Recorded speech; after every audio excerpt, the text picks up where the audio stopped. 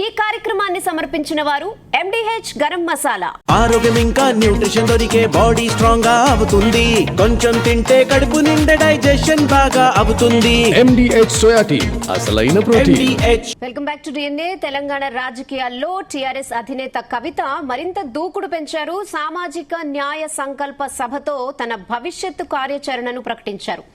Congress BRS పై నిప్పులు చెరిగిన కవిత సామాజిక న్యాయం కోసం తన రాజకీయ పోరాటం కొనసాగుతుందని చెప్పారు. తెలంగాణ సిద్ధాంతకర్త జయశంకర్ సార్ జయంతి రోజున కవిత నిర్వహించిన సామాజిక సంకల్ప సభ రాజకీయ వర్గాల్లో అయితే ఇంట్రెస్టింగ్ గా ఉంది. అసలు కవిత ప్లాన్ ఏంటి, సామాజిక నినాదంతో సక్సెస్ అవుతారా, కవిత కార్యాచరణను ఇతర పార్టీలు ఎలా చూస్తున్నాయనే విషయంపై ఇవాళ డిఎన్ఏలో అనాలిసిస్ చేద్దాం. సో మొత్తానికి ఇదే డిబేట్ లో డిఎన్ఏలో మనతో పాటు జాయిన్ అయ్యారు టీఆర్ఎస్ పార్టీ నుంచి ఇస్మాయిల్ గారు. నమస్తే ఇస్మాయిల్ గారు. యా, అంటే నిజంగా చాలా మంచి పరిణామం. తెలంగాణ రక్షణ సేన అధ్యక్షురాలు కల్వకుంట్ల కవిత కొన్ని తీర్మానాలు కూడా చేసినట్టున్నారు. చాలా మంచి తీర్మానాలు నిజంగా. అంటే రాకముందు చాలా మంది తీర్మానాలు చేస్తూ ఉంటారు, హామీలు ఇస్తూ ఉంటారు. అంటే అవి ఎంతవరకు మళ్ళీ చేస్తారు అనే దాని మీద కొంచెం ప్రజలకు ఇప్పుడు ఎక్కువగా డౌట్స్ వస్తున్నాయి. ఎందుకంటే మీరు చూస్తూనే ఉన్నారు కదా జరుగుతున్న పరిణామాలు. సో చట్టసభల్లో అయితే బీసీలకు 50% రిజర్వేషన్లు కల్పించే వరకు దేశవ్యాప్తంగా పోరాడతామంటున్నారు. నిజంగా చాలా చాలా చాలా మంచి అంశం ఇది. అలాగే మహాత్మా జ్యోతిరావు పూలే దంపతులకు భారత్ రత్న, అలాగే ప్రొఫెసర్ జయశంకర్ సార్ కు పద్మ విభూషణ్ అవార్డు ఇవ్వాలని డిమాండ్ చేస్తున్నారు. ఇది కూడా చాలా చాలా మంచి అంశం. తర్వాత నియోజకవర్గాల పునర్విభజనతో సంబంధం లేకుండా మహిళలందరికీ తక్షణమే 33% రిజర్వేషన్ల అమలు కోసం పోరాటం చేస్తున్నారంటున్నారు. ఈ విషయంలో నేను కూడా చాలా సంతోషపడుతున్నాను. నాతో పాటు మహిళా లోకం అంతా కూడా హర్షిస్తుంది. సో అంటే ఇప్పుడు ఆమె సింగిల్ గా ఉన్నారు, లైక్ ఆమెకి ఎటువంటి సపోర్ట్ లేదు. చాలా ఒక పెద్ద పొలిటికల్ ఫ్యామిలీ నుంచి వచ్చినా ఇప్పుడు ఆమెకి ఏ సపోర్ట్ లేదు. మంచి సభ పెట్టారు, రెస్పాన్స్ బాగుంది, మంచి తీర్మానాలు చేశారు. ఎలా ముందుకు వెళ్దాము అనుకుంటున్నారు? వితౌట్ ఎనీ సపోర్ట్ పాసిబుల్ అవుతుందంటారా ఇస్మాయిల్ గారు? ఆమె ఎలా ఫైట్ చేయబోతున్నారు ముందు? ముందుగా ఇవాళ సామాజిక న్యాయ సంకల్ప సభ విజయవంతానికి కృషి చేసి, అట్లాగే ఈ సభలో పాల్గొన్నటువంటి తెలంగాణ ప్రజానికానికి, సప్పండ వర్గాల ప్రజానికానికి హృదయపూర్వకమైనటువంటి కృతజ్ఞతలు తెలంగాణ రక్షణ సేన నుంచి తెలియజేస్తా ఉన్నా. అట్లాగే ఈ భౌగోళికంగా సాధించుకున్న తెలంగాణలో సామాజిక న్యాయ తెలంగాణ స్థాపించబడాలని, సంపూర్ణ తెలంగాణ నిర్మాణం జరగాలని బలంగా విశ్వసించి మొక్కవోని దీక్షతో ముందుకు వెళ్లేటువంటి క్రమం లోపల ఇవాళ సాహసోపేతమైనటువంటి నిర్ణయం తీసుకుని ఒక సభ నిర్వహించిన కవితమ్మ గారికి కూడా హృదయపూర్వకమైనటువంటి కృతజ్ఞతలు తెలియజేస్తా ఉన్నా. మీరు అడిగినట్లు కవితమ్మ గారి వెంట ఎవరున్నారు, కవితమ్మ గారి ప్లాన్ ఏంటి అంటే, కవితమ్మ గారి వెంట ఈ తెలంగాణ రాష్ట్రం సాధించడానికి, తెలంగాణ రాష్ట్రం సాధించబడడానికి సిద్ధాంతకర్తగా ఉన్నటువంటి జయశంకర్ గారి ఆశయాన్ని ముందుకు తీసుకెళ్లాలనేటటువంటి బలమైనటువంటి శక్తులన్నీ కూడా ఇవాళ కవితమ్మ గారి వెంట ఉన్నాయనే విషయాన్ని తెలియజేస్తా ఉన్నా. అట్లాగే సామాజిక న్యాయ తెలంగాణ సాధించబడడం కోసం ఈ భౌగోళికంగా ఉన్నటువంటి తెలంగాణను పూర్తిగా సామాజిక న్యాయ తెలంగాణగా ఏర్పాటు చేసుకునేటటువంటి క్రమం లోపల ముందుకు సాగాలనుకునే ఒక బలమైనటువంటి ఆకాంక్ష కలిగినటువంటి మారోజు పీరన్న దగ్గర నుంచి మొదలుకుంటే జయశంకర్ గారి దాకా ఉన్నటువంటి స్ఫూర్తిదాయక ప్రయాణం చేసినటువంటి అనేక మంది త్యాగధనుల స్ఫూర్తితో ముందుకు సాగేటటువంటి ప్రయత్నం ఇప్పుడు జరుగుతా ఉన్నది. ఇవాళ కవితమ్మ గారు తీసుకున్నటువంటి ఈ నిర్ణయం, ఇవాళ పెట్టినటువంటి సభ ఒక చారిత్రాత్మకమైనటువంటి సభ. ఈ దేశం యావత్తు కూడా తెలంగాణ వైపు తిరిగి చూసేటటువంటి సభ. మీరు అన్నట్టు ముందుగా మీకు కూడా కృతజ్ఞతలు తెలియజేస్తా ఉన్నా. ఎందుకంటే దీన్ని సానుకూలంగా అర్థం చేసుకున్నారు. ఆశావాహ దృక్పథంతో మీలాంటి చాలా మంది మహిళలే కాదు, మీడియాలో ఉన్నటువంటి వాళ్లే కాదు, ఆలోచన పరులంతా కూడా స్వాగతిస్తా ఉన్నారు. ఇవాళ గొప్పగా తీసుకున్నటువంటి నిర్ణయాలు కూడా చాలా అద్భుతంగా ఉన్నాయి. భౌగోళికంగా తెలంగాణ సాధించుకున్నప్పటికీ అనేక మంది అమరుల ప్రాణత్యాగాల ఫలితంగా పునాదుల మీద నిర్మించబడినటువంటి తెలంగాణ సామాజిక న్యాయ తెలంగాణ వైపు అడుగులు వేసే క్రమం లోపల ఆకాంక్షలన్నింటినీ కూడా తుంగలో తొక్కింది, ఉద్యమకారులను విస్మరించింది.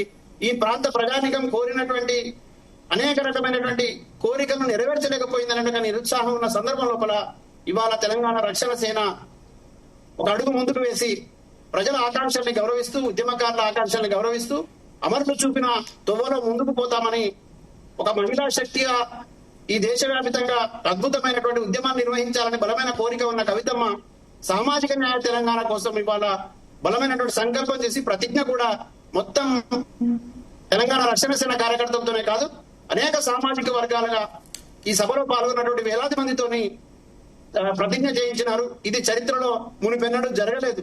అట్లాగే అనేక మంది మహానుభావులు జ్యోతిరావు పూలే దగ్గర నుంచి అంబేద్కర్ గారి దగ్గర నుంచి సామాజిక న్యాయం కోసం నిలబడినటువంటి దేశంలో ఉన్నటువంటి అనేక మంది మహనీయుల చిత్రపటాలను తర్వాత వాళ్ళందరినీ కూడా తలుచుకుంటూ వాళ్ళ స్ఫూర్తిని ఒకసారి కొనసాగించాలని ప్రజల ముందు ప్రతిజ్ఞ చేస్తూ ఇవాళ ఒక గొప్ప సందేశం ఈ దేశానికే ఇచ్చినట్టుగా కవితమ్మ గారు మాట్లాడిన దాన్ని బట్టి మీకు అర్థమైంది, ఇక్కడ ఉన్నటువంటి బుద్ధిజీవులందరూ కూడా అర్థమైంది.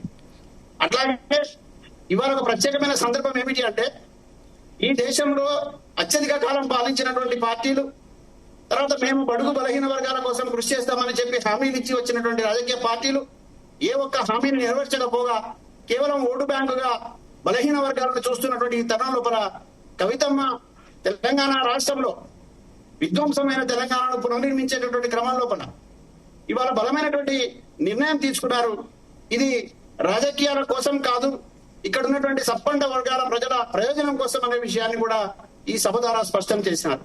ఇవాళ ఆదివాసీ గిరిజన బ్రతుకుల్లో గోండు కోయ నాయకపోడు దగ్గర నుంచి మొదలుకుంటే లంబాడల బతుకుల్లో దళితుల్లో ఉన్నటువంటి ఉపకులాలు అట్లాగే బీసీలో ఉన్నటువంటి బీసీలు ఉపకులాలు రాజకీయ చైతన్యం ఎంతున్నప్పటికీ కూడా వాళ్ళకు దక్కాల్సినటువంటి వాటా దక్కనటువంటి పరిస్థితి ఇవాళ ఈ రాష్ట్రంలో ఉన్న నేపథ్యం లోపల ఒక సాహసోపేతమైన నిర్ణయం తీసుకొని మహిళలకు సమాన గౌరవం దక్కాలని, బీసీలకు రావాల్సిన వాటా దక్కాలని, వికలాంగులకు వాళ్ళ కోటాలో ఉండేటువంటి వాటికి దక్కాలని, అట్లాగే ఆత్మగౌరవం నిలబడాలని, సామాజిక ఉద్యమాల చైతన్యం నింపుకున్న ఈ గడ్డ మీద నుంచే మరో పోరాటం చేయాలని బలమైన ఆకాంక్షతోని ఇవాళ కవితమ్మ గారు చాలా తీర్మానాలు చేసినారు.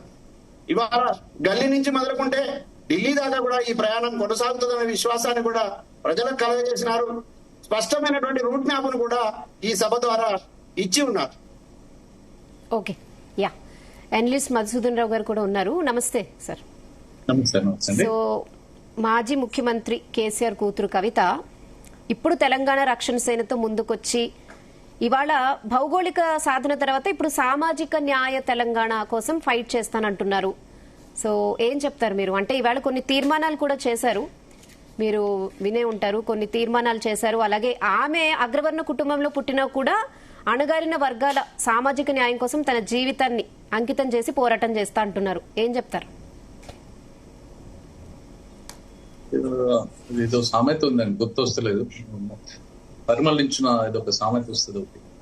అంటే మొదట లేనిది తర్వాత వస్తుందా అనేది ఒక సామెత ఉంటుంది.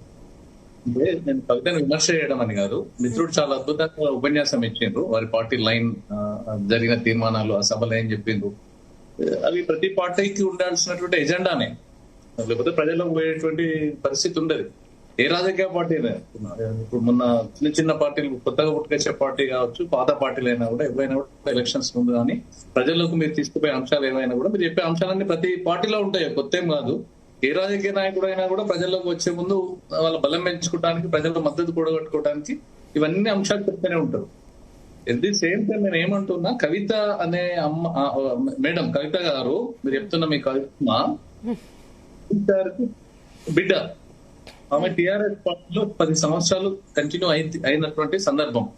ఇప్పుడు మీరు చెప్పిన అంశాలన్నీ కూడా చాలా మంది, చాలా పార్టీలు ప్రజల కోసం ఎన్నో చేస్తారని చెప్పి అన్ని విఫలం అయిపోయినారు అని చెప్పి మీరు చాలా బ్రహ్మాండంగా చెప్పారు. ఆ విఫలం అవుతున్నటువంటి సందర్భంలో కూడా వారు అదే పార్టీలో ఉన్నారు. వారు అదే పార్టీలో ఉండి ఒక్కనాడు కూడా దాన్ని ప్రొటెస్ట్ చేయలేకపోయారు. అంటే ప్రజలు నమ్మాలి కదా. ఇప్పుడు మీరు చెప్పారు, ప్రజలు తను కొత్త పార్టీ పెట్టింది, ప్రజల దగ్గరికి పోతుంది, నాకు ఓట్లు వేయండి, నేను మీ పక్కన నిలబడతా, మీకోసం పోరాటం చేస్తా, వికలాంగుల కోసం, రైతుల కోసం, విద్యార్థుల కోసం, సమాజం కోసం, గిరిజనుల కోసం చాలా అద్భుతంగా మాట్లాడుతూ ఉన్నారు. సంతోషం. తెలంగాణ ఉద్యమకారుల కోసం. అయితే ఈ 9.5 years అధికారంలో ఉన్నటువంటి టీఆర్ఎస్ పార్టీలో మీరు ఖచ్చితంగా లాస్ట్ వరకు ఉన్నారు, మొదటి నుంచి చివరి వరకు. ఎమ్మెల్సీ అయినరు, పార్లమెంట్ సభ్యులు అయినరు, ఇవన్నీ చేసిన సందర్భంలో ఎప్పుడు కూడా ఈ అంశాలన్నింటినీ కూడా మీరు ఎన్నడూ కూడా సీరియస్ గా మాట్లాడలేదు. వాళ్ళ మీ కుటుంబంలో వచ్చినటువంటి డిస్టర్బెన్స్ ఏవైతే ఉన్నాయో తద్వారా మీరు తీసుకొచ్చినటువంటి పార్టీ ద్వారా మీ ఎగ్జిస్టెన్సీ కోసం ఒక కొత్త పార్టీ నిర్ణయం పెట్టి నేను నా సత్తా చూపిస్తానని ఒక ప్రజల్లోకి వచ్చింది అనేటువంటి భావన వల్ల ప్రజల్లోకి వచ్చింది. ప్రజల్లోకి వచ్చింది. కల్వకుంట్ల కవిత అగ్రవర్ణానికి సంబంధించిన బీసీ సామాజిక వర్గం అభివృద్ధి కావాలి, దళితులకు నేను ఉపయోగపడాలి, దళితుల కోసం నేను నిలబడతా మాట్లాడతా అన్నప్పుడు నేరెళ్ల సంఘటన టిఆర్ఎస్ పార్టీ మొట్టమొదటి అధికారంలోకి వచ్చిన తర్వాత సిరిసిల్ల దగ్గర నేరెళ్ల దగ్గర దళితుల మీద దాడి చేస్తే మొన్న ఒక అతను చనిపోయిండు. ఆ పోలీసుల దెబ్బలకు థర్డ్ డిగ్రీలో చనిపోయింది. వారు కనీసం పరామర్శించాలి.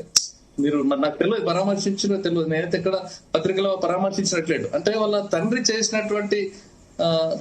చేసినటువంటి ఏవైతే ఉన్నాయో ఆ అంశాలు ఏవైతే ఉన్నాయో అవన్నీ తప్పు, నేను కరెక్ట్ చేస్తా అన్నప్పుడు వాళ్ళ తండ్రి కొట్టిన దెబ్బలకి చనిపోయిన దళితుల్ని ఇప్పటి వరకు కూడా పరామర్శించలేదు, దాన్ని ఖండించలేదు. ఆనాడు జరిగినటువంటి సంఘటన ఆ రోజు వారు అధికారంలో ఉన్నప్పుడు ఖండించలేదు. కాబట్టి వస్తున్నాను, సారీ బ్రదర్, ఏమనుకోదు, ఖండించకపోవడం కాదండి, వాళ్ళ ఇంటికి వెళ్లి పరామర్శించినటువంటి ఏకైక రాజకీయ నాయకురాలు, అట్లాగే మానవతా దృక్పథాన్ని చాటినటువంటి నాయకురాలు, కొత్త రాజకీయ శక్తి అయినప్పటికీ కూడా ఒక కొత్త పంథాలో రాజకీయాలు ముందుకు సాగాలి. దళితులు మాత్రమే కాదు, ఇకపైన ఇటువంటి సంఘటన పునరావృతం కాకూడదు, పరామర్శించాలని చెప్పినటువంటి సంతోషము పోయేస్తే సంతోషము, అంటే నేను నోటీస్ చేయలేదు పోయిందా లేదా అనేది. సంతోషము కానీ ఆ సంఘటన జరిగినప్పుడు తను అదే తండ్రి పక్క తనయ్యగానే ఉంది కదా, అధికారంలో ఉన్నారు కదా, అప్పుడు మాట్లాడలేదు. అది ప్రజలు గమనిస్తా ఉంటారు. నువ్వు బయటికి వచ్చిన తర్వాత ఎందుకు మాట్లాడుతున్నావు, అక్కడ ఎందుకు మాట్లాడలేదు అనేది ఒకటి ప్రజలలో వస్తుంది. అదే విధంగా సింగరేణికి సంబంధించి టీజీబీ కేసు, తెలంగాణ బొగ్గు గని కార్మిక సంఘానికి గౌరవ అధ్యక్షురాలుగా ఉండ్రి తను. అప్పుడు ఉన్నప్పుడు సింగరేణిలో చాలా విపరీతమైనటువంటి ఎగ్జామ్స్ పెట్టినప్పుడు దాంట్లో చాలా అవకతవకలు జరిగినాయి. సింగరేణిలో చాలా స్కాములు జరిగినాయి. ఎంప్లాయ్మెంట్ విషయంలో లక్షల చేతులు మారినాయి. ఇవాళ మళ్ళీ నేను సింగరేణి పునరుద్ధరిస్తాను తను వస్తా ఉన్నాను. అంటే అప్పుడు జరిగిన తప్పులు ఎట్లా జరిగినాయి అనే దాని మీద కూడా వారు మాట్లాడాలి. మరి అప్పుడు నేను అధ్యక్షురాలు నుండి నా పీరియడ్ లో అవినీతి జరిగింది, దాన్ని నేను నేను ఆపలేకపోయినా అని చెప్పగలుగుతారా? వారు చేసిండ్రు పలానా. ఇప్పుడు బయటకు వచ్చిన తర్వాత కేటీఆర్ ని, హరీష్ రావు వీళ్ళందరినీ విమర్శ చేస్తుందంటే పబ్లిక్ లోకి వచ్చినప్పుడు, ప్రజాక్షేత్రంలోకి వచ్చినప్పుడు ప్రజలు అందరూ ప్రశ్నిస్తారు, మాట్లాడతారు. దానికి సానుకూలంగా స్పందిస్తూ ప్రతి విమర్శ చేయకుండా సమాధానం చెప్పేటువంటి స్థితిలో మీ పార్టీ ఉండాలి, ఆ దిశగా ఉండాలి. కాబట్టి నేను వాళ్ళు ఆ పార్టీలో ఉన్నటువంటి టిఆర్ఎస్ పార్టీలో జరిగినటువంటి ఈ స్కీములు ఏవైతే జరిగినాయో వాటిని ఖచ్చితంగా ఎండగట్టాల్సినటువంటి బాధ్యత కవిత మీద ఉంది. అప్పుడు తప్పు జరిగినప్పుడు నేను మాట్లాడలేకపోయినా అని చెప్పి తెలంగాణ ప్రజలకు క్షమాపణ కూడా చెప్పాల్సి ఉంటుంది. అప్పుడు సింగరేణిలో నేను చేయబట్టే ఇంత అన్యాయం జరిగింది, అప్పుడు నేను ప్రొటెస్ట్ చేయలేకపోయినా అని చెప్పాల్సిన అవసరం ఉంటుంది. ఇవాళ అమరవీరులకు సంబంధించినటువంటి అంశంలో అప్పుడు మన వారికి ఎమ్మెల్సీ టికెట్ అడిగినాం. ఎవరికి? శ్రీకాంతాచారి మదర్ కి. తెలంగాణ ప్రజల్లో అప్పుడు ఉన్నటువంటి వాళ్ళందరూ కూడా డైరెక్ట్ ఎలక్షన్లకు ఎందుకు తెలుస్తున్నావు, ఎవరెవరినో డైరెక్ట్ ఎమ్మెల్సీలను చేస్తున్నారు. ఒక మరి శ్రీకాంతాచారి ఉద్యమానికి మళ్ళా ఊపిరి పోసినటువంటి వ్యక్తి, అలా మదర్ కు గౌరవంగా ఇయ్యాలని చెప్పి తెలంగాణ ప్రజలంతా అన్నప్పుడు అప్పుడు వారికి ఎమ్మెల్సీ వాళ్ళే కవిత తీసుకున్నారు. అప్పుడు గౌరవంగా కవిత వారికి ఇచ్చి ఉంటే, నానా నాకు వద్దు, ఇది తెలంగాణ కోసం ప్రాణ తర్పణ చేసినటువంటి శ్రీకాంతాచారి తల్లి ఉంది కదా, ఆమెకి ఇస్తే, ఈశ్వరే నన్ను ఆమె పేరు, ఆమెకి ఇస్తే అయిపోతుండే కదా అని. అంటే అప్పుడు కొన్ని వదిలిపెట్టుకున్నారు తను. అప్పుడు కొన్ని అన్ని వదిలిపెట్టేసి ఇప్పుడు తెలంగాణ సమాజంలో మళ్ళీ నేను అద్భుతాలు సృష్టిస్తాను ఏదైతే చెప్తుందో సంతోషం. ప్రజల దగ్గరికి పోతే సంతోషమే. ప్రశ్నించాలి, కొట్లాడాలి, మాట్లాడాలి.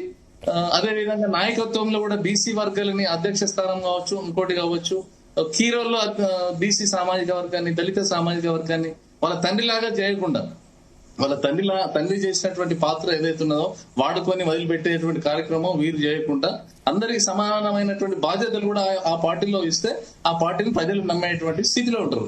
అదే విధంగా వారికి సంబంధించిన ఆస్తులకు సంబంధించినటువంటి విషయాలు, వారు చేసినటువంటి వ్యాపారాలకు సంబంధించినటువంటి, అంటే ప్రజలు ఎప్పుడు కూడా, అంటే నాయకుడిని ఎప్పుడు గమనిస్తారు అని అంటే, ఈ ఏమున్నది, ఎట్లా సంపాదిస్తారు, ఏం వ్యాపారం చేస్తారు, పార్టీ ఆర్గనైజేషన్ ఎట్లా వస్తుంది, ఈ ఫండ్స్ ఎక్కడి నుంచి సేకరిస్తారు, ఇవన్నీ కూడా వాటన్నిటినీ కూడా గతంలో ఏముండే ఇప్పుడేముంది, ఏం చేయబోతున్నాం, ఎట్లా నడిపిస్తాం పార్టీని, ఇవన్నీ కూడా ప్రజలకు చెప్తే చాలా బాగుంటది. ఇంకా ఇవన్నీ అంశాలు కూడా రావాలని చెప్పి నేను మీ ద్వారా రావాలని కోరుకుంటున్నాను.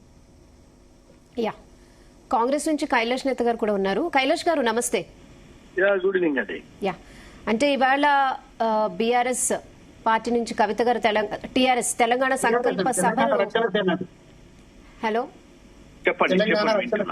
తెలంగాణ రక్షణ సేన నుంచి కవిత గారు ఇవాళ ఒక సంకల్ప సభ పెట్టారు. భౌగోళిక తెలంగాణ కాకుండా సామాజిక తెలంగాణ సాధించడమే లక్ష్యం అంటున్నారు. సో మీరేం చెప్తారు? మేడం, ఇది ఒక మాట. ఇవాళ ప్రజాస్వామ్య దేశంలో పడ్డ మనందరం కూడా తప్పకుండా రాజ్యాంగం ప్రకారం నడుచుకోవాల్సింది, ఎవరమైనా, మీరైనా, మేమైనా, అన్ని రాజకీయ పార్టీలు. ఇవాళ ఆమె కూడా ఒక ప్రజాస్వామ్య దేశంలో ఉంది కాబట్టి మాట్లాడేటువంటి హక్కు గాని, లేదా ప్రభుత్వాల మీద పోరాడేటువంటి హక్కు గాని దాన్ని ఎవరూ కాదనలేని విషయం. కానీ ఇక్కడ కొత్తగా ఏంటంటే 10 సంవత్సరాలు టిఆర్ఎస్ తో ప్రయాణమై ఇవాళ ఏదో కొత్త సామాజిక న్యాయం, సంకల్ప సభ, ఇవన్నిటిని కూడా ప్రజలకు కొత్తగా అనిపిస్తుంది. వారు 10 సంవత్సరాలు కేసీఆర్, ఆ రోజు మేము మొత్తుకున్నాం అందరం ఉద్యమకారులం, అరాచకం నడుస్తుంది, ఒక ఆటవిక పాలన నడుస్తుంది, ఒక కుటుంబ పాలన నడుస్తుంది, తెలంగాణలో దోపిడీ నడుస్తుంది, తెలంగాణలో దొరల పాలన నడుస్తుంది, ఉద్యమకారులకు వ్యతిరేకంగా నడుస్తుంది, బలహీన వర్గాలకు వ్యతిరేకంగా నడుస్తుంది, దళితులకు వ్యతిరేకంగా నడుస్తుంది, రాజ్యాంగం అమల్లో లేదు, కేవలం ఫామ్ హౌస్ నుంచి పరిపాలన నడుస్తుంది, ధరణి పేరుతోటి లక్షల కోట్ల, వేల కోట్ల కుంభకోణాలు నడుస్తా ఉన్నాయి, రాష్ట్రాన్ని దోచుకుంటుండ్రు, కాంట్రాక్టుల పేరుతో కమిషన్ నడుస్తున్నాయి, నీళ్లు నిధులు నియామకాలు పక్కకు పోయినాయి, వాళ్ళకి కావాల్సినటువంటి వాళ్ళు నడుస్తున్నాయి. మేమందరం వీరు ఏదో కవిత ఇలా కొత్తగా ఏదో చెప్పిన దాన్ని కాదు. భౌగోళిక తెలంగాణ రాలే, కేవలం అదేదో కాగితాల మీదే తెలంగాణ వచ్చింది, కేసీఆర్ కుటుంబానికి వచ్చిందని మేము చెప్పిన ఉద్యమకారులం. ఇలా కాంగ్రెస్ ఉండొచ్చు కాక, కానీ తెలంగాణ రాష్ట్రం కోసం ఉద్యమించినటువంటి వాళ్ళం మేమంతా కూడా. ఆ రోజు కాంగ్రెస్ పార్టీ తెలంగాణ ఇచ్చింది, ఆ విశ్వాసంతో మేమందరం ఆ పార్టీ వైపు నడిచినాం. కానీ ఇక్కడ నేనేమంటున్నానంటే, ఒక ఎంపీకి ఎన్నికైంది, ఆమె ఓడిపోయిన తర్వాత ఎమ్మెల్సీ అయింది. మరి ఏ రోజు ఆ రోజు మాట్లాడలేదు ఎందుకు? ఏ రోజు ఆమె ప్రశ్నించలేదు ఎందుకు?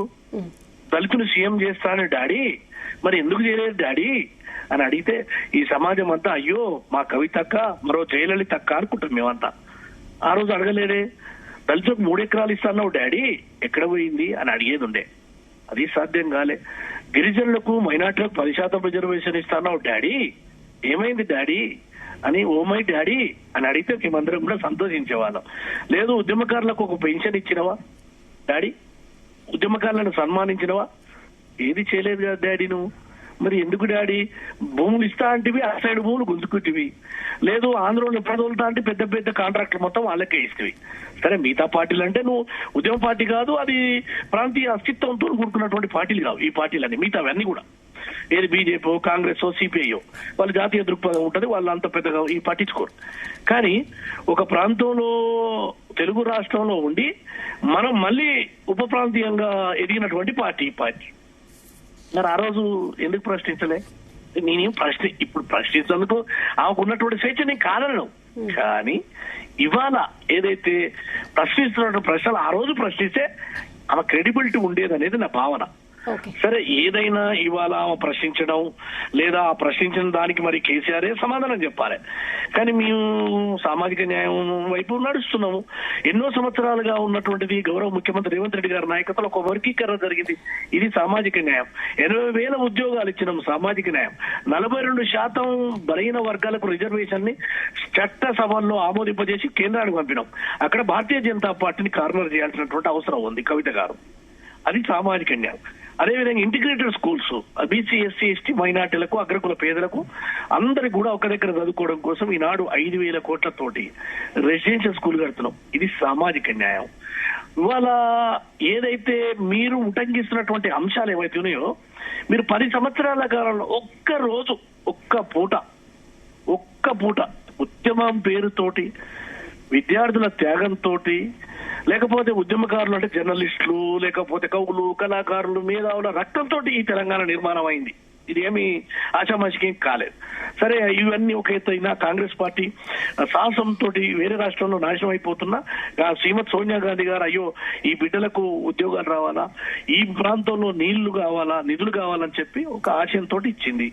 ఇచ్చిన తర్వాత అరాచకం నడుస్తుంటే ఒక్కరోజు ప్రెస్ మీట్ వచ్చి చెప్పబోయేవాక, ఎందుకు చెప్పలేక ఛాన్స్ లేదు కాబట్టి ఇప్పుడు ఆమె బయటకు వచ్చి పార్టీ పెట్టామని చెప్తున్నారు. ఇప్పుడు సమస్యల మీద ఫైట్ చేస్తామంటున్నారు. అలాగే ఇప్పుడు కొన్ని తీర్మానాలు కూడా చేశారు. ప్రొఫెసర్ జయశంకర్ సార్ కి పద్మవిభూషణ్ అవార్డు ఇవ్వాలని డిమాండ్ చేస్తున్నారు. హైదరాబాద్ ట్యాంక్ బండ్ పై జయశంకర్ సార్ విగ్రహాన్ని పెట్టాలంటున్నారు. జయశంకర్ గారిది ఇవ్వడం, కొండా లక్ష్మణ్ కి, బాపూజీకి భారతరత్న ఇవ్వాలనడం తప్పు కాదు. ఇదంతా కూడా ఒక ప్రజాస్వామ్య వ్యవస్థలు తెలంగాణ బిడ్డలుగా మన బిడ్డలకు రావాలని కోరుకోవాలి, తప్పు లేదు. కానీ నేనేమంటున్నంటే ఒక 10 సంవత్సరాలు ఇదేం తక్కువ కాలం ఏం కాదు. పేపర్లు సంపాదించిండ్రు, 1400 కోట్ల రూపాయల నగదున్నది ఏది అధికారికంగా కేసీఆర్ అకౌంట్ లో. అందుకెంచి తీసి ఒక 10,000 మందికి ఇస్తే తప్పే లేదు, ఇల్లు కట్టిస్తే కేసీఆర్ ఉద్యమకారులకు. ఏ రోజన్నా గౌరవం దక్కిందా మేడం? ఓ గద్దర్ని ఏం చేసిండ్రు ఆ రోజు? ఇవాళ గద్దర్ గారిది కూడా ఉంది కదా ఈ రోజు ఓ సందర్భం. తీసుకుపోయి ఎక్కడ ఏం చేసిండ్రు, ఏ రకంగా అవమానించారు చూడలేదా? ఓ మన్నకృష్ణ లాంటి ఒక లెజెండ్ ని తీసుకుపోయి జైల్లో పెట్టినారు. హక్కుల కోసం పోరాడిన ప్రతి ఒక్కరిని విమలక్కతో సహా అందరి మీద తుపాకులు ఎక్కుపెట్టి నడిచినటువంటి ఆ రాజ్యం 10 సంవత్సరాల్లో నడిచింది. కానీ ఆ రోజు మాట్లాడలేదే. ఈ రోజు ఒక ధర్నా చేసుకోవడానికి ఏ ధర్నా చౌక్ ఎత్తివేసినటువంటి కేసీఆర్ కుటుంబం అక్కడ ఇలా ధర్నా చేస్తున్నారండి. ప్లీజ్ డోంట్ ఇంటరప్ట్ మీ. నేనేమంటున్నానంటే ఎక్కడైతే నువ్వు అణిచివేసావో అక్కడ మిమ్మల్ని ధర్నా చేసుకోమంటున్నాం. ఏది ఇందిరా పార్కు దగ్గర ఎక్కడైతే కేసీఆర్ కుటుంబం అణిచివేసి రక్తపాతం సృష్టించిందో ఇందిరా పార్కు దగ్గర విద్యార్థుల ఉద్యమాన్ని అక్కడ చేసుకోమంటున్నాం ఆమరణ దీక్ష కేసీఆర్ ని. ఇది కదా ప్రజాస్వామ్యం. ప్రజాస్వామ్యం ఇవాళ వర్ధిల్లుతుంది రేవంత్ రెడ్డి గారి నాయకత్వంలో. హక్కులన్నీ కూడా మీకు అమలు పరచకపోతే మాట్లాడేటువంటి అవకాశం కూడా వస్తుంది తెలంగాణ రాష్ట్రంలో. ఇది ప్రజా పరిపాలన. ఇప్పుడు విలువైన సమయం ఇది. బీఆర్ఎస్ పార్టీకి సంబంధించిన ప్రశ్నలు మీరు చేస్తున్నారు. దయచేసి కైలాష్ అన్న, నేనేమంటున్నానంటే, నేను ఇస్మాయిల్ మాట్లాడుతున్నా. నేనేమంటున్నానంటే ఇవాళ జరిగినటువంటి ఈ సభకు సంబంధించినటువంటి చర్చ బీఆర్ఎస్ పార్టీ చేసిన పాపాలు అట్లా ఉన్నాయి కాబట్టి వాళ్ళని ఇంట్లో కూర్చోబెట్టినారు. ఇవాళ మీరు కూడా కామారెడ్డి డిక్లరేషన్ సంబంధించి ఇచ్చినటువంటి బీసీ డిక్లరేషన్ అమలు జరగట్లేదు. తర్వాత మీలాంటి యువ నాయత నాతో మీతో మనందరం కలిసి పనిచేసిన వాడు, ఇలాంటి వాడు జిల్లా అధ్యక్షుడు ఇస్తేనే ఓర్వలేకుండా ఉన్నటువంటి సమాజం ఇది. ఇట్లాంటి పరిస్థితులు మీలాంటి వాళ్లకు కొత్తగా నిలబడ్డటువంటి వాళ్ళకు ఊతం ఇవ్వాలి. తర్వాత ఇక్కడ ప్రజాస్వామ్యంలో మనకు దక్కినటువంటి అవకాశాలు, దక్కాల్సినటువంటి అవకాశాన్ని కూడా గౌరవించాలనేటువంటి భావనతోని మేమందరం కూడా కవితతో కలిసి వాళ్ళ ప్రయాణం చేస్తున్నాం. బ్రదర్ నేనొక్కటే మిమ్మల్ని ఒక ప్రజాస్వామ్యంలో మీరు ఉద్యమం చేసేటువంటి అటువంటి సంపూర్ణ హక్కున్నది. రాజ్యాంగం మీకు వెసులుబాటు ఇచ్చింది. అన్నిటికీ మించి మీరు ప్రజల వైపు నిలబడితే తప్పకుండా నేను ఒక సంతోషించేవాడిని. నేను ఎందుకంటే ఇలా కాంగ్రెస్ లో ఉన్నా కాబట్టి మీరు మాట్లాడకూడదు, లేకపోతే మీ కాంగ్రెస్ ఉన్నాం కాబట్టి మా ప్రభుత్వాన్ని ప్రశ్నించకూడదు, మేము కాంగ్రెస్ లో ఉన్నాం కాబట్టి మీరు మా రేవంత్ రెడ్డి గారిని అడగకూడదని నేను ఎప్పుడు అనను. ఎందుకంటే ఇది ఇవాళ రాజ్యాంగం. ఈ రాజకీయాల్లో సీనియర్ నాయకులు చెప్పబడుతున్న వాళ్ళు ఎవరు ఎట్లా ఉన్న భవిష్యత్తు మనది. మన భవిష్యత్తుకు సంబంధించిన నిర్ణయాలు జరుగుతున్న సందర్భంలో తెలంగాణ రాష్ట్రంలో 1,00,000% గత ప్రభుత్వం కంటే బెటర్ గా మేము ఉన్నాం. గత ప్రభుత్వం కంటే అది మెస్సు బిల్లుల పెంపు కావచ్చు, గురుకుల పాఠశాలకు సంబంధించినటువంటి విద్యార్థులకు ఇచ్చే కాస్మెటిక్ ఛార్జీల విషయంలో కావచ్చు, బలహీన వర్గాలకు స్టైపెండ్ ఇచ్చే కార్యక్రమం కావచ్చు, కొత్త ఉద్యోగాలు ఇచ్చే కార్యక్రమం కావచ్చు, ఈ కొత్తగా రేషన్ కార్డులు ఇచ్చిన కార్యక్రమం కావచ్చు. నువ్వు ఏ కార్యక్రమం తీసుకున్నా 1,00,000 వాళ్ళు రేవంత్ రెడ్డి గారు నయం. దీనికంటే ఇంకా మీకు బెటర్ కావాలనుకున్నప్పుడు మీరు ప్రశ్నించడం తప్పు కాదని నేను అంటున్నా. ఎందుకంటే అది మీ హక్కు. మీరు ఎందుకంటే ఒక ఉద్యమకారులుగా మీరు తెలంగాణ సమాజం కోసం పనిచేసిన వారు మీరంతా. అయితే కూడా పనిచేసింది, నేనేమి పని చేయలేదు, ఊరికే అంటలేదు. కానీ ఇవాళ మా ప్రభుత్వాన్ని ప్రశ్నించడానికి ముందు ఆత్మవిమర్శ చేసుకోవాలంటున్నా. ఈ ఆత్మవిమర్శ లోపల అనగారిన హక్కులు ఏ రకంగా అన్యాయం జరిగినాయి, ఒక దళితుని సీఎం చేస్తారు, ఉప ముఖ్యమంత్రి చేసి ఆయన గోషుడ వీకిరండి రాజయ్యని. కేసీఆర్ గారి యొక్క అరాచకం ఎంత దుర్మార్గం అంటే ఏం సంబంధం లేదు. తలసాని శ్రీనివాస్ యాదవ్ తీసుకొచ్చి మంత్రిని చేసిరండి వీళ్ళు. ఇలా పట్నం మహేందర్ మా దగ్గర ఉండొచ్చు, ఆయనను కూడా తీసుకొచ్చి ఆ తెలంగాణ ఉద్యమకారులుగా క్రియేట్ చేసేటువంటి ప్రయత్నం జరిగింది. మీరు బీఆర్ఎస్ పై ఎటువంటి కామెంట్స్ చేస్తున్నారు? కవిత గారు కూడా అవే కామెంట్స్ చేశారు కదా ఇవాళ. మేడం వారు తప్పకుండా ఈ యొక్క హక్కులు కలిగినటువంటి రాజ్యాంగం లోపల ప్రశ్నించవలసిందే. ఎవరు చేయలేదంటున్నాం. రేవంత్ రెడ్డి గారి సర్కారు ఏ సామాజిక న్యాయం అనేటువంటి మీది సంకల్పం పెట్టినో ఆ ఆశయాలకు అనుగుణంగా ఈ తెలంగాణ రాష్ట్రంలో అది ఉద్యోగాలలో కావచ్చు, రిజర్వేషన్ల విషయంలో కావచ్చు, పేదవానికి రేషన్ కార్డు ఇచ్చే విషయం కావచ్చు, డబుల్ బెడ్రూమ్ ఇస్తా అని, ఇంటికి ఒక ఉద్యోగం ఇస్తా అని మోసం చేసిన వాళ్ళకంటే మేము బెటర్ గా పనిచేస్తున్నాం. ఇలా 5 లక్షల ఇండ్లు కట్టామండి తెలంగాణ రాష్ట్రంలో. రేపు దసరా వరకు 5 లక్షల ఇండ్లు పూర్తి అవుతున్నాయి. ఇది చరిత్ర, ఇది చరిత్ర. కాబట్టి ఏది ఏమైనా రేవంత్ రెడ్డి గారు ఆమె కోరుకున్నటువంటి సామాజిక న్యాయం, అట్టడి వర్గాలకు అధికారం, ఇవన్నీ రేవంత్ రెడ్డి గారి నాయకత్వంలో జరుగుతుంది, 100% జరుగుతుంది. కానీ కొద్దిగా ముందు వెనక, కానీ ప్రజాస్వామ్యంలో పోరాటం అనేది నేను తప్పు కాదు, నేను తప్పు పట్టను. ఎందుకంటే నేను హక్కుల గురించి నేను ఇతరులని ప్రశ్నించేవాడిని. నా సామాజిక వర్గాల కోసం గొంతెత్తి ఊపిరి ఉన్నంత వరకు నేను మాట్లాడేవాడిని. ఎప్పుడైనా నేను పాలకులు ప్రశ్నించేవాడిని. కానీ బెటర్ గా పనిచేస్తున్నారు రేవంత్ రెడ్డి గారు. బెటర్ గా ఇవాళ ప్రజలకు దగ్గరగా ఉంది ఈ ప్రభుత్వం. ఒక ఆర్టీసీలో ఉచితంగా నా సోదరి, నా అక్క, చెల్ల, పెద్దమ్మ, చిన్నమ్మ, ముదుసల వరకు కూడా ప్రయాణం చేస్తుంది. 12,000 కోట్ల రూపాయలు ఆదాయం నా చెల్లెళ్ళకి అక్కడ. ఇద్దరు ఆరోపణ చేసి కూర్చుంటే కదా ఆన్సర్ చేయాల్సిన అవసరం ఉంటుంది కదా, నాకు కూడా బాధ్యత ఉంటుంది కదా. ఇద్దరు బ్రదర్స్ మాట్లాడినారు, ఆన్సర్ చేయాలి ప్లీజ్, నాకు సమయం ఇవ్వాలి. ఇప్పుడు ఇస్మాయిల్ గారు, అంటే అధికారంలో ఉన్నప్పుడు క్వశ్చన్ చేస్తుంటే ఇంకా క్రెడిబిలిటీ బాగుండేది కవితకి అనేది ఇద్దరు చెప్పారు. నేనేమంటున్నానంటే నేను వేగంగా చెప్పే ప్రయత్నం చేస్తాను. ఎందుకంటే మొదట మాట్లాడిన మసూదన్ అన్న రాజకీయ నాయకుడు కాదు, ఆయన విశ్లేషకుడుగా మాట్లాడినారు. ఆయన లేవనెత్తిన అంశాలలో నేను ఆన్సర్ చేయాల్సి ఉంది. ఒకటి, ఢిల్లీ వేదికగా మహిళా బిల్లు కోసం ఆ రోజు బీఆర్ఎస్ పార్టీలో ఉన్నప్పుడు, ఆమె పదవిలో ఉన్నప్పుడు అక్క ఉద్యమం చేసినారు. ఆ రోజు నుంచి చిత్తశుద్ధితో ఉన్నారనే విషయం చెప్పదలుచుకున్నాను. రెండో విషయం, అసెంబ్లీలో అంబేద్కర్ విగ్రహం పెట్టాలని అటు బీఆర్ఎస్ పార్టీ సుముఖంగా లేకపోయినా అదే పార్టీలో ఉన్నటువంటి నాయకురాలుగా ఇక్కడ ఉన్నటువంటి అనేక మంది ప్రజా నాయకులను సమీకరించి ఈ అసెంబ్లీలో అంబేద్కర్ విగ్రహం పెట్టే పోరాటం కవితమ్మ నేతృత్వంలో జరిగింది. దాని ఫలితంగా అక్కడ పెట్టినారు. పూలే విగ్రహం కోసం ఉద్యమం అప్పుడే జరిగింది. కనీసం ట్యాంక్ బండ్ దాకా పూలే విగ్రహం వచ్చిందంటే ఆ రోజు కవితమ్మ గారితో చాలా మంది ప్రజా సంఘాల నాయకులు అక్కడ పాల్గొన్నారు. అది సాధించబడింది. ఈ విషయం నేను అన్నట్టు తెలియజేస్తున్నా. నేరేళ్ల ఘటనకు సంబంధించి పార్టీలో ఉన్నప్పటి నుంచి ప్రశ్నించింది. తర్వాత ఈ రాజకీయ బయటికి వచ్చిన తర్వాత కూడా ఇప్పుడున్నటువంటి ప్రభుత్వానికి ఆధారాలతో సహా బాధిత పక్షం వహించినటువంటి వాళ్ళు కొన్ని రాజకీయ పార్టీలు ఆధారాలతో సహా ఇచ్చినప్పటికీ కూడా ఈ ప్రభుత్వం కూడా తాత్సారం చేస్తుంది, వాళ్ళకి న్యాయం చేయట్లేదని పదే వాళ్ళ వైపు నుంచి గొంతెత్తి నినదించింది కవితమ్మ మాత్రమే. నిన్న కాక మొన్న కూడా వాళ్ళ కుటుంబం దగ్గరికి వెళ్లి మాట్లాడి అక్కడి నుంచి ఒక గొప్ప సందేశం ఇచ్చినారు. మనం రాజకీయాల్లో ఉన్నప్పుడు మనం కూడా ఏమంటే మంచి జరిగినప్పుడు మెచ్చుకునేటువంటి ప్రయత్నం చేయాలా, స్వాగతించాలా. ఇక్కడ రాజకీయాల కంటే కూడా దళితులు, బలహీన వర్గాల గొంతు లేని వారు ఎవరైతే ఉన్నారో వాళ్ళ పక్షాన ఏ రాజకీయ పక్షం వచ్చి కొంచెం మాట్లాడి ధైర్యం ఇచ్చినా దాన్ని మనం తప్పకుండా స్వాగతించాలి. రెండో అంశం, మిత్రుడు కైలాష్ నేతను మాట్లాడుతున్న సందర్భంలో బీఆర్ఎస్ పార్టీలో ఉన్నప్పుడు ఎందుకు ప్రశ్నించలేదనే ఒకటి. రెండోది, ఆ బీఆర్ఎస్ పార్టీలకు సంబంధించిన పాపాల చిట్టా అంతా చదివినాడు.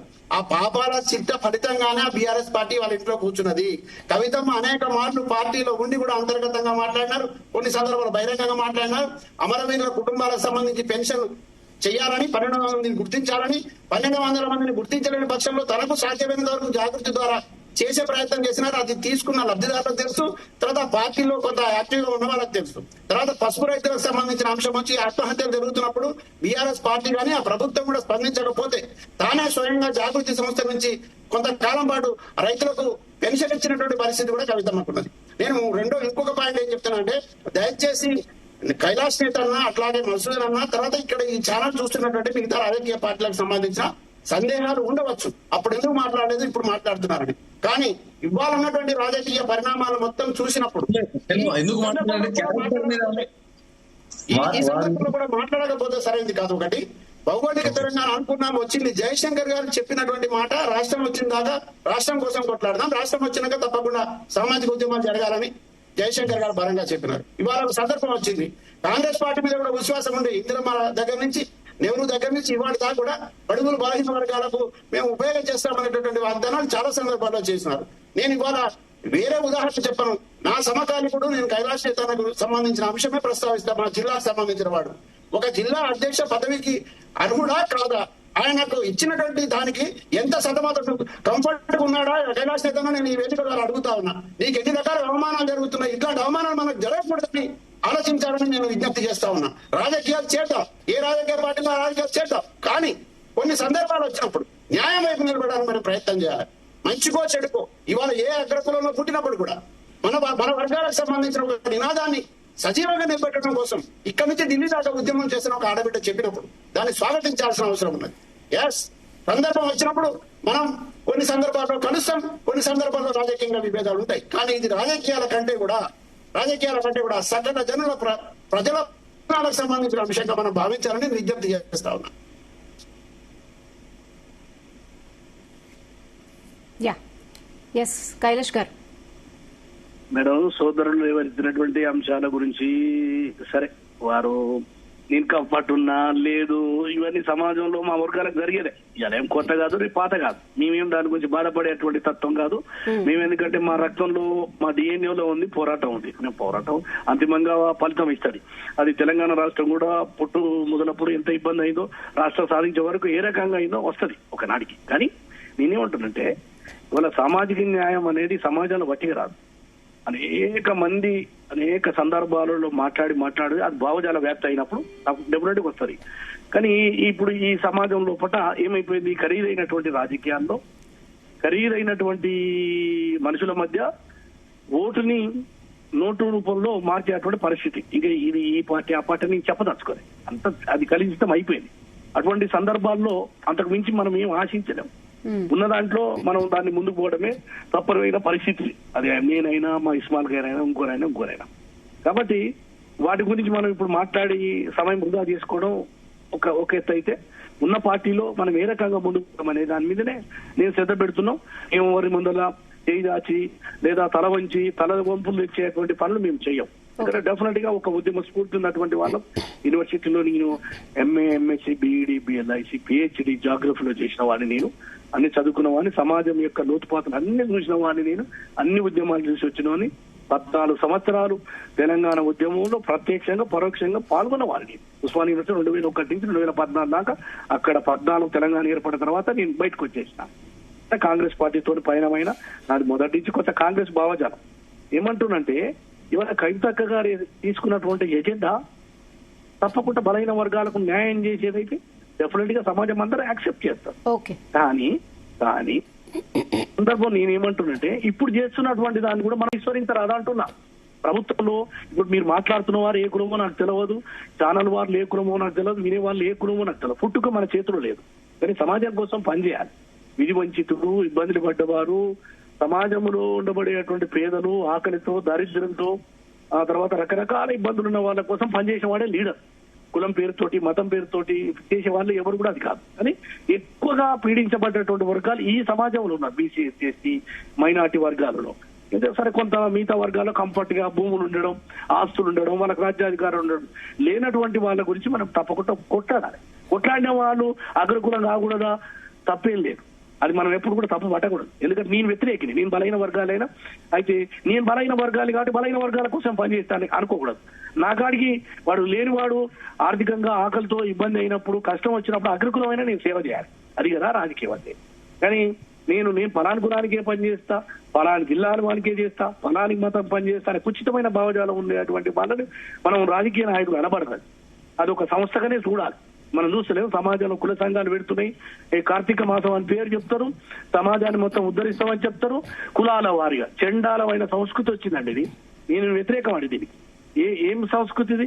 కులాల వారిగా, వర్గాల వారిగా, ఇంకా సహపంక్తి భోజనాలు. అమెరికా పోయి ఇప్పుడు చదువు రాక ముందుకు కాకరకాయ, చదువు వచ్చినాక కీకరకాయ. ఏంది అమెరికా పోయి కుల సంఘాలు పెడుతురండి.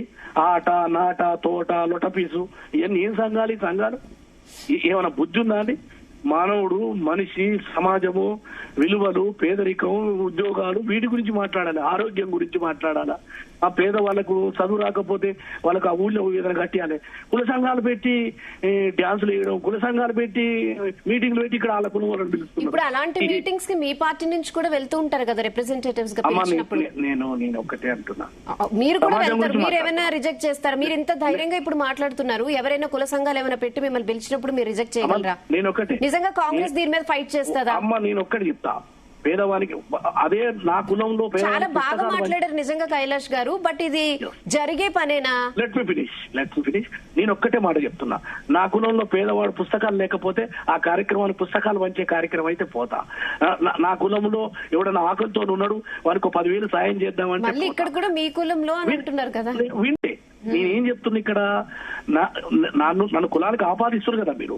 నేను ఆపాదించట్లేదు, ఇలాంటివి ఉండకూడదు అంటే మీరు దీని మీద ఏమైనా ఫైట్ చేస్తారని నేను అడుగుతున్నా.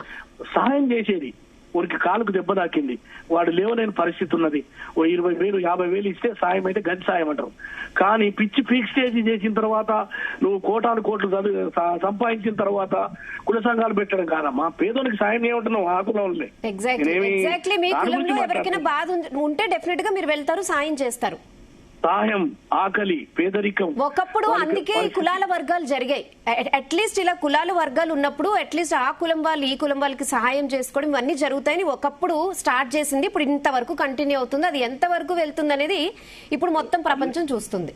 అన్ని వర్గాలకు చేయాలమ్మా. మనం రాజకీయ నాయకుడు అంటేనే అన్ని వర్గాలకు చేయాలి. ఈ కులం ఆ కులం కాదు, పేదవాడు ఎవడైనా కానీ వాడు ఎంత పేదరికం ఉండని, వాడికి ఏ అగ్రకులం ఉండని, వాడు పేదవాడు అయితే మనకు సాయం చేయాల్సిందే.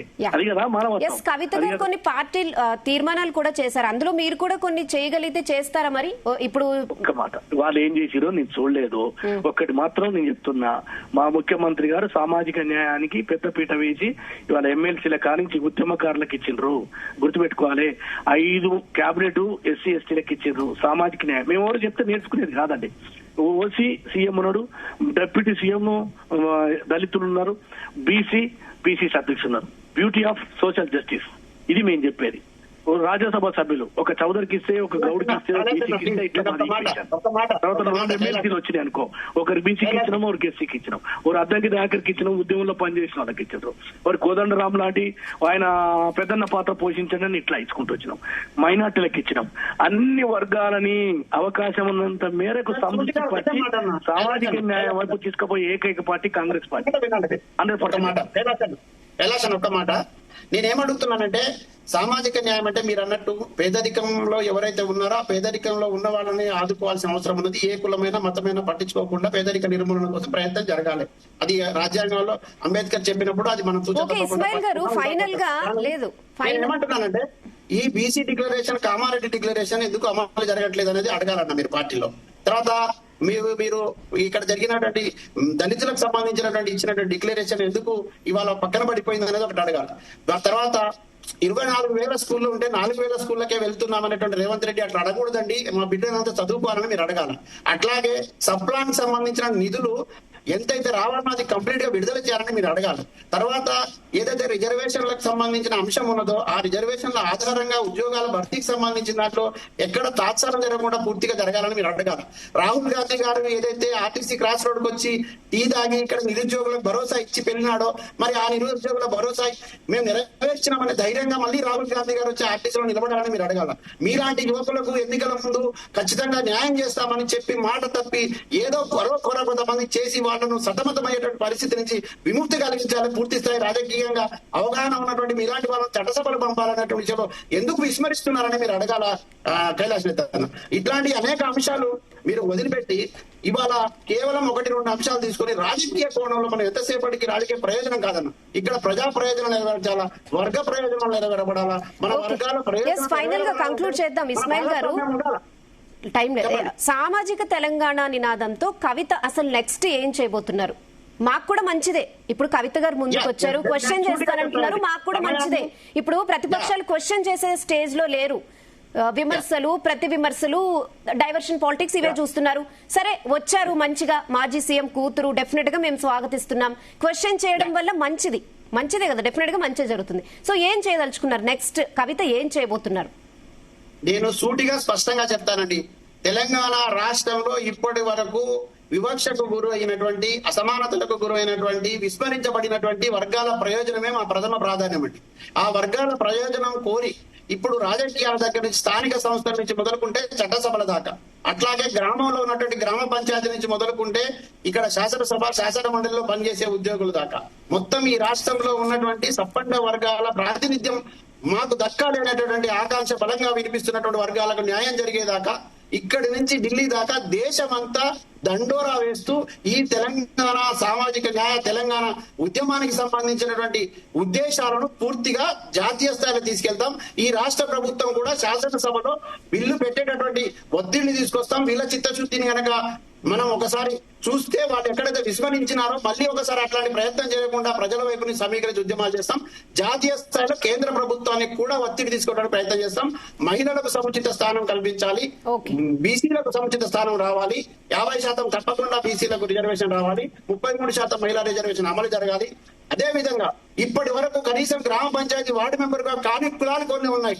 వాళ్ళకు జరిగిన అన్యాయం ఇక పైన జరగడానికి వీల్లేదు. వాళ్ళందరినీ కూడా ముందుకు తీసుకువచ్చి ఖచ్చితంగా తీసుకుపోవాలని నినాదం బలంగా ఉంటది. రాజకీయ ప్రయోజనం కంటే ఏ రాజకీయ పార్టీ ఆ నిర్ణయం తీసుకున్నా కూడా మేము స్వాగతిస్తాం, మేము సపోర్ట్ చేస్తాం. మాకు ఆ చిత్తశుద్ధి ఉన్నది. ఓకే, థ్యాంక్ యూ కైలాష్ నేత గారు, మధుసూదన్ రావు garu, Ismail garu, thank you for joining with us in debate. So మొత్తానికి తెలంగాణ రాజకీయాల్లో అయితే టీఆర్ఎస్ అధినేత కవిత దూకుడు పెంచినట్లే కనిపిస్తోంది. సామాజిక న్యాయ సంకల్ప సభతో తన భవిష్యత్ కార్యాచరణను ఇవాళ సభ పెట్టి మరీ ప్రకటించారు. అలాగే ముఖ్యంగా కాంగ్రెస్ బీఆర్ఎస్ పార్టీలపై అయితే నిప్పులు చెరిగారు. సామాజిక న్యాయం కోసం తన రాజకీయ పోరాటం కంటిన్యూ చేస్తానని చెప్పారు. ఇక తెలంగాణ సిద్ధాంతకర్త జయశంకర్ సార్ జయంతి రోజున కవిత నిర్వహించిన ఈ సభ అయితే సక్సెస్ అయింది. సామాజిక సంకల్ప సభ పేరుతో రాజకీయ వర్గాల్లో కూడా కవిత ఇంట్రెస్ట్ క్రియేట్ చేశారనే చెప్పాలి. మొత్తానికి ముందు కవిత ఈ విషయంలో ఎలా వెళ్తారు, ఆమెకు ఎటువంటి సపోర్ట్ ఉంటుంది అనేది చూడాలి. అయితే ఆమె క్వశ్చన్ చేయడానికి వచ్చారు. సరే, మిగతా పార్టీలందరూ ఏమవుతుందిలే అనుకుంటారు. బట్ ఓకే, కవిత ముందుకొచ్చి ఒక మాజీ సీఎం కేసీఆర్ కూతురు, ఆమె కంఫర్టబుల్ లైఫ్ వదులుకుని, ఎందుకంటే ఆమె అదే చెప్తున్నారు, నేను కంఫర్టబుల్ ప్లేస్ లో ఉన్నాను, బట్ నాకు అది కాదు, నాకు ప్రజాసేవే ఇంపార్టెంట్, అందుకే నేను ముందుకు వచ్చాను, అన్ని వదులుకొని అంటున్నారు. సో అన్ని వదులుకొని ప్రజల కోసం క్వశ్చన్ చేస్తానంటున్నారు. డెఫినెట్ గా ఇది స్వాగతించాలని విషయం. ఒక మహిళ, నేను ఒక మహిళగా డెఫినెట్ గా నేను స్వాగతిస్తాను, నాతో పాటు మహిళా లోకం కూడా దీన్ని స్వాగతిస్తుంది. ముందు ప్రతిపక్ష నేతగా ఉండి క్వశ్చన్ చేస్తే చాలా సమస్యలు క్లియర్ అవుతాయి. కానీ మనం చూస్తున్నాం ఇప్పుడు ప్రతి విమర్శలకే అంకితం అవుతున్నారు ప్రతిపక్ష నేతలు. అలా కాకుండా అడ్వైస్ ఇచ్చే వాళ్ళు ఉంటే మంచిదే, సమస్యలు ఇంకా మంచిగా సొల్యూషన్స్ దొరుకుతాయి. అధికారంలో ఉన్న వాళ్ళకు కూడా జవాబు చెప్పాల్సిన పరిస్థితి ఉంటుంది. డెఫినెట్ గా దీన్ని స్వాగతించాల్సిన విషయంగానే చూడొచ్చు. ఇది వాల్టీ DNA. Stay tune to Zee Telugu news. ఈ కార్యక్రమాన్ని సమర్పిస్తున్న వారు ఎండిహెచ్ గరం మసాలా, ఎండిహెచ్ దమాలు, దాల్ తడకా మరియు మష్రూమ్ మసాలా. ఎండిహెచ్ తో భోజనం ఎల్లప్పుడూ రుచికరం. MDH సదా మీకు కొత్త రుచినివ్వడానికి తయారుగా ఉంటుంది.